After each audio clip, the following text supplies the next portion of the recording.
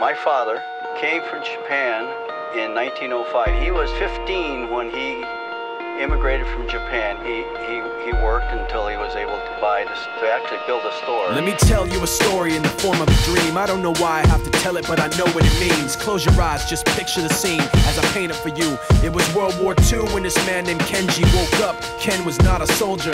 He was just a man with a family who owned a store in LA. That day, he crawled out of bed like he always did, bacon and eggs with wife and kids. He lived on the second floor of a little store he ran. He moved to LA from Japan, they called him immigrant. In Japanese, he'd say he was called Issei. That meant first generation in the United States, when everybody was afraid of the Germans, afraid of the Japs, but most of all afraid of a homeland attack. And that morning, when Ken went out on the doormat, his world went black, cause right there, front page news, 3 weeks before 1942, Pearl Harbor's been bombed and the Japs are coming. Pictures of soldiers dying and running. Ken knew what it would lead to, just like he guessed. The president said the evil Japanese in our home country would be locked away.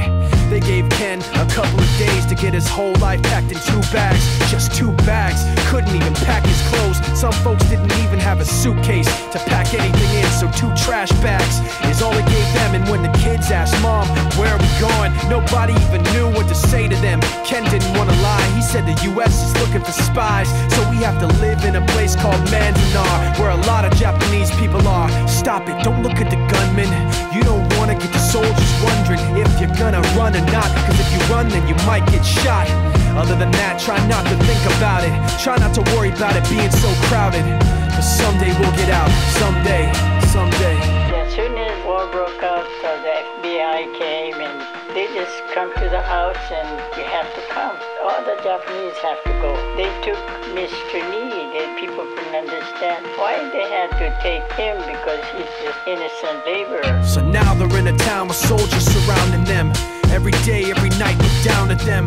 From watchtowers up on the wall, Ken couldn't really hate them at all. They were just doing the job and he wasn't gonna make any problems. He had a little garden, vegetables and fruits that he gave to the troops in a basket.